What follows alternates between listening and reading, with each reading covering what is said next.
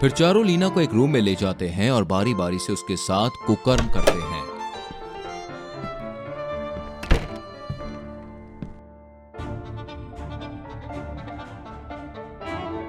लीना बहुत ही सुंदर और सुशील लड़की थी। लीना एक कंस्ट्रक्शन साइट पर मजदूरी का काम किया करती थी। उसके माता पिता की एक कार एक्सीडेंट में डेथ हो जाती है, जिस कारण वो अपने छोटे भाई बहन का पेट पालने के लिए मजबूरन यहाँ वहां काम करती थी। हमेशा की तरह आज भी लीना कंस्ट्रक्शन साइट पर काम करने के लिए आती है। उसी कंस्ट्रक्शन के चारों पार्टनर साइट का मुआयना करने आते हैं। तभी उनकी नजर लीना पर पड़ती है। ओए होए होए, कितनी कमसिन जवानी है इसकी, देख तो सही। अरे सही कह रहा है बे, ये तो बहुत ही रापचिक माल है, किसी तंदूर मुर्गी से कम नहीं है। तो फिर ले चलते हैं इसे हवेली पर, आज इसका ही डिनर करेंगे। लड़की के नाम से ही चारों के अंदर की हवस जाग गई थी। अरे ओ लड़की, क्या नाम है तेरा? साहब, लीना नाम है मेरा। काफी खूबसूरत हो। शुक्रिया साहब। सुनो, पार्किंग एरिया में मिलो, हमें तुमसे कुछ बात करनी है। फिर चारों वहां चले जाते हैं। आखिर मुझसे कोई गलती तो नहीं हो गई?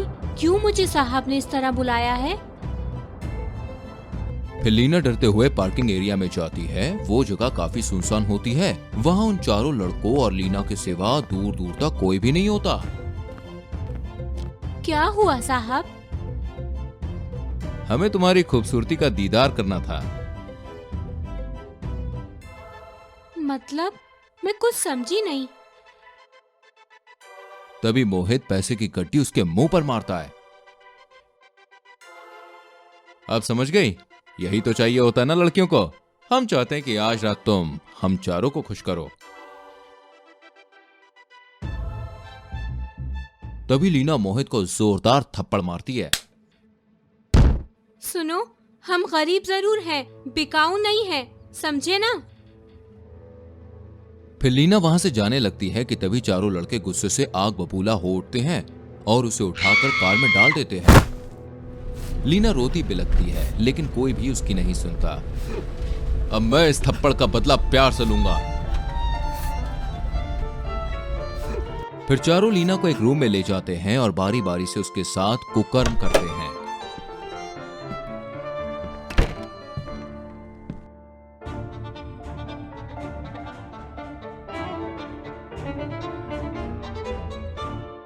और अंत में जब मोहित कमरे से बाहर आता है तो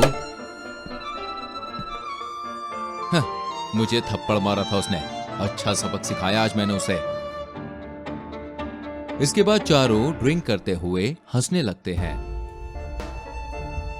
रुक, मैं उसे देख कर आता हूं, 2 बूंद उसे भी चखा देता हूं, शायद और भी नशीली हो जाए। इसके बाद चारों हंसते हैं। तभी कवि कमरे में जाता है तो देखता है कि लीना की आंख से और नाक से खून आया हुआ था और उसके साथ इतनी जबरदस्ती के कारण उसकी मौत हो चुकी थी। मोहित, ये तूने क्या किया? वो मर गई। अरे मैंने तो वही किया जो तुम लोगों ने किया, अब मर गई तो मैं क्या करूं? अरे टेंशन मत ले यार, चल कर इसे दफना देते हैं और क्या है। फिर चारों मिलकर उस फार्म हाउस के बाहर एक गड्ढा खोदकर लीना की लाश को दफन कर देते हैं। हाँ, अब जाकर चैन आया। अब बेचारी के इतने मजे लूटे हमने तो उसके लिए 2 मिनट का मौन तो बनता ही है। हाँ जरूर, ये भी कर लेते हैं, चलो। देखना भाइयों, क्या पता 2 मिनट के लिए हम लोग मौन करें और अगले सेकंड हम ही मौन ना हो जाएं। अच्छा मजाक है। फिर सभी टाइमर लगाकर आंखें बंद कर लेते हैं। लेकिन जैसे ही चारों दोस्त आंख बंद करते हैं, मानो वो किसी अलग ही दुनिया में पहुंच गए हों। चारों ओर एक सुनसान जंगल था और चारों सन्नाटे में वहां खड़े थे कि अचानक से लीना की आत्मा वहां प्रकट होती है। साहब, आपको तंदूरी बहुत पसंद है ना? आज मैं आपको तंदूरी खिलाऊंगी। नहीं नहीं नहीं नहीं। तभी लीना कुल्हाड़ी को कवि के सीने पर मारकर उसका दिल निकाल लेती है और कवि वहीं मर जाता है, जिसे देखकर बाकी के तीनों दोस्त वहां से भागने लगते हैं। भागो, जल्दी भागो, वरना ये हम सबको मार डालेगी। साहब, आपको कमसिन जवानी बहुत पसंद है ना? देखो मैं कितनी जवान हूँ।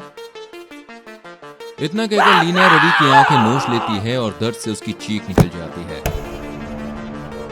तभी पीटर और मोहित की आंख खुलती है और दोनों देखते हैं कि पास ही कवि और रवि की लाश बुरी हालत में पड़ी हुई है, जिसे देखकर वो दोनों सहम जाते हैं। तभी दोनों ऊपर देखते हैं कि लीना की आत्मा सीलिंग पर चल रही होती है।